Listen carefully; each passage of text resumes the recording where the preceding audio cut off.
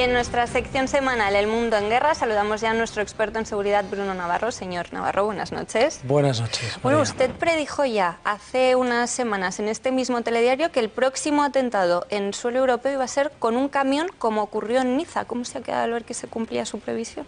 Bueno, espero no hacer muchas predicciones más, o espero no acertar. Tampoco era muy difícil. De todas formas, efectivamente no era un presagio, no era nada mágico, era una predicción. Hay que tener en cuenta que este tipo de atentados con camión reúne todas las condiciones ideales que todo terrorista querría tener. Es fácil, es barato, el arma es muy fácil de conseguir, es un camión, puede ser propio, robado, alquilado, es muy fácil encontrar ese arma y produce, es importante esto, produce muchísimas víctimas si se hace bien. En este caso no han sido tantas como en Niza, pero han sido muchas.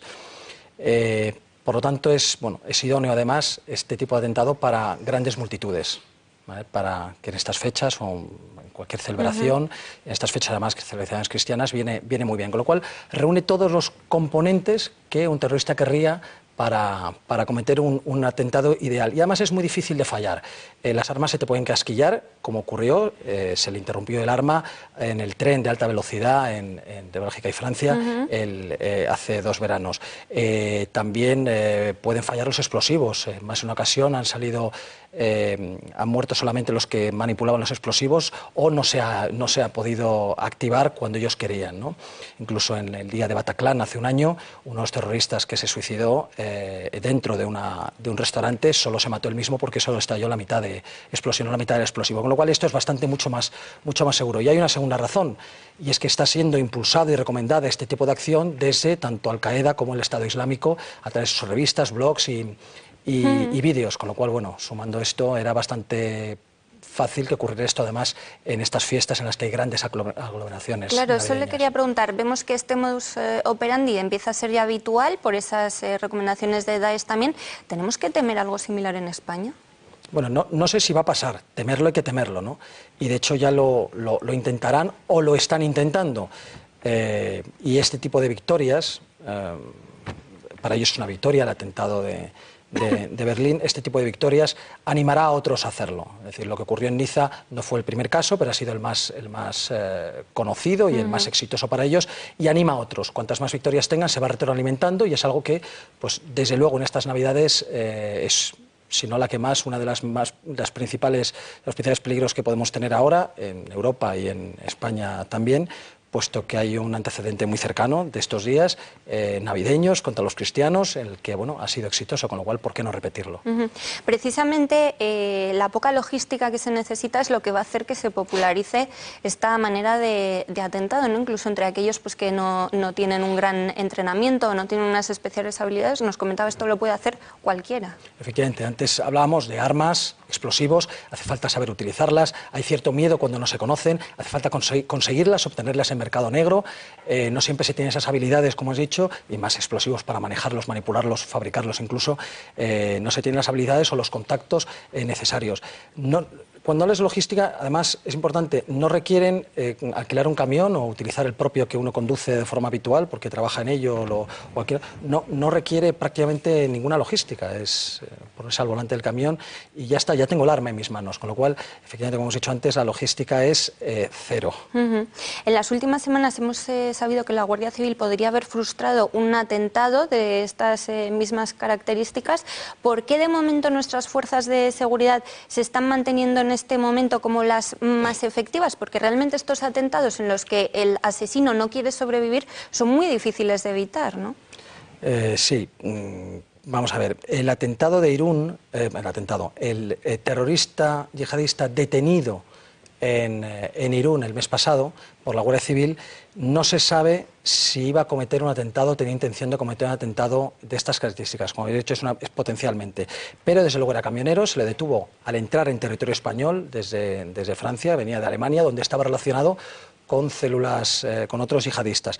Por lo tanto, es una posibilidad que aún no se ha hecho público, si es que se sabe según las investigaciones o no, y algún día lo sabremos o no, pero desde luego era una de las acciones muy fáciles que este yihadista podía cometer contra nosotros.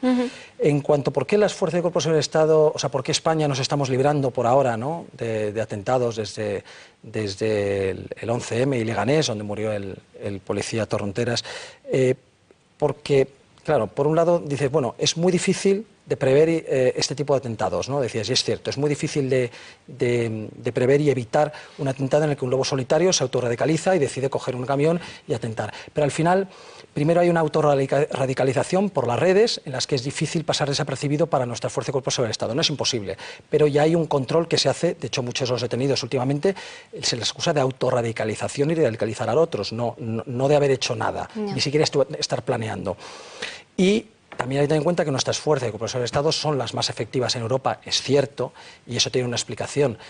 Durante décadas han tenido la experiencia, seguimos teniendo la experiencia de contra ETA, y cuando surge este nuevo tipo de terrorismo o se intensifica este tipo de terrorismo que ha existido siempre, lo que hacen es traspasar esa experiencia acumulada al terrorismo yihadista. Pasan los especialistas de ETA al terrorismo yihadista. Es otro enemigo, pero hay unas pautas comunes, por así decirlo, en las que se aprovecha ese conocimiento. Cosa que el resto de Europa durante décadas han estado, afortunadamente para ellos, excepto en Gran Bretaña, sin ese peligro. Pero la mejor calidad de nuestras agencias de seguridad, no solamente de la Policía y Guardia Civil, sino también del CNI, no es la única razón de que nos evite atentados. También tenemos que tener en cuenta otros 4 factores que hacen que España, si bien es un lugar donde pueden atentar, no está al mismo nivel de peligrosidad que Francia, Alemania o Bélgica, por ejemplo. Primero, que tenemos menos porcentaje de musulmanes. Segundo, que tenemos menos porcentaje de entre esos musulmanes de segundas generaciones, que generalmente en Europa son las que más problemas están dando, por una serie de razones que ya hemos explicado en otras ocasiones. La mayoría de nuestros musulmanes, aparte de los autóctonos, especialmente Ceuta y Melilla, son musulmanes que son extranjeros, han venido del extranjero, incluso si están nacionalizados, han obtenido ellos la nacionalidad. Que sean hijos o nietos, hay una proporción mucho menor que en el resto de Europa, y eso también ayuda. Y también tenemos menos número de retornados. En España tenemos unos 200 yihadistas en Siria, que han ido a Siria e Irak, de los cuales la mayoría están ahí o han muerto, y solo han retornado unos 20, 10 en la cárcel, 10 vigilados. 10 vigilados es fácilmente vigilable.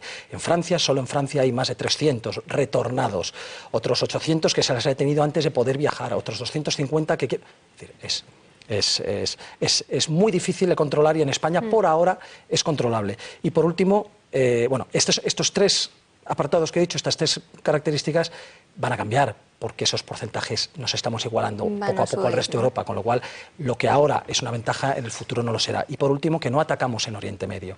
Una de las mayores, más repetidas leitmotivs en todos los vídeos y revistas y demás es: vosotros que asesináis bombardeando a nuestras mujeres y niños. Eso no lo estamos haciendo. España no pone aviones en las guerras, ¿no? Pone hombres, y generalmente para instruir en misiones de adiestramiento, ¿no? Por ejemplo, ahora en Irak, etcétera. Pero no tenemos aviones en Irak y Siria bombardeando. No digo a mujeres y niños, que desde luego no es lo que se hace, pero tampoco está bombardeando a los yihadistas. Por lo tanto, somos también en ese aspecto un objetivo secundario.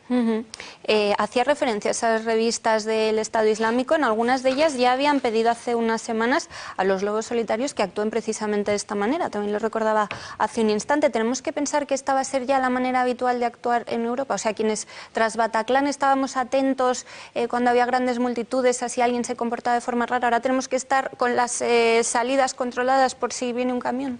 Bueno, eso va a ser un poco difícil. Es cierto que en la revista de noviembre, la revista número 3, que se llama Roma, es la revista, el nombre ya lo hemos comentado alguna vez, que la revista del Estado Islámico se llama Roma, porque es donde quieren acabar plantando su bandera, ¿no? En el cristianismo, en el centro del cristianismo, que es Roma.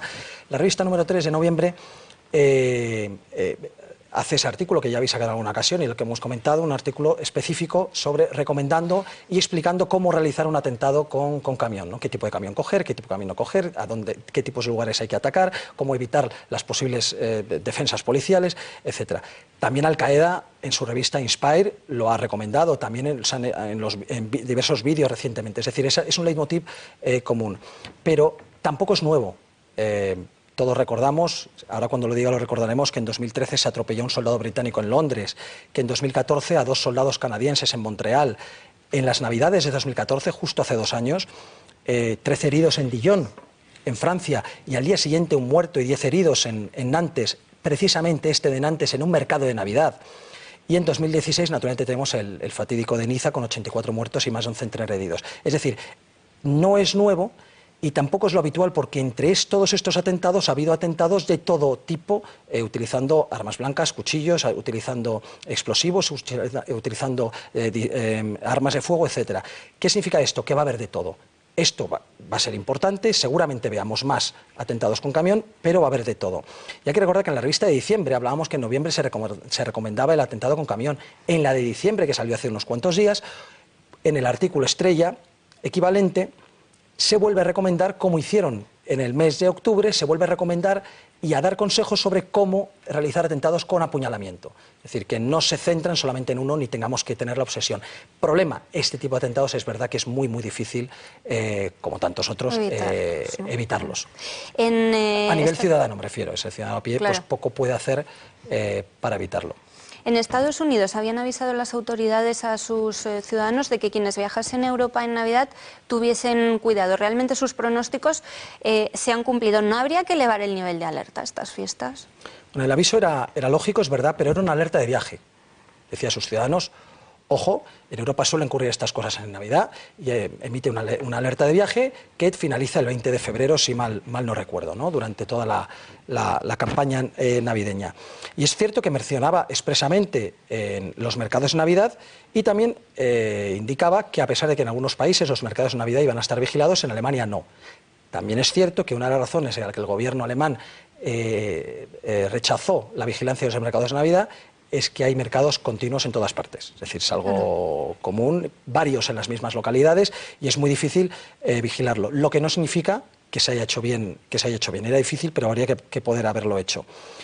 España probablemente no necesite el nivel 5, subir el nivel de alerta sería nivel 5, atentado inminente. No tiene sentido y es lógico y comparto plenamente la decisión de no subir el nivel de alerta a nivel 5. Pero sí que lógicamente hay que destinar mayor número dentro de ese nivel 4 en el que estamos, nivel alto. Hay una serie de flexibilidad en la que se puede actuar después de un nivel 4 bajo mínimos, por así decirlo, y un nivel 4 elevado. Es evidente que ahora mismo estamos en un nivel 4, pero que para la campaña de Navidad, los recursos que se deban utilizar tienen que ser los máximos que el nivel 4 permita, ¿no?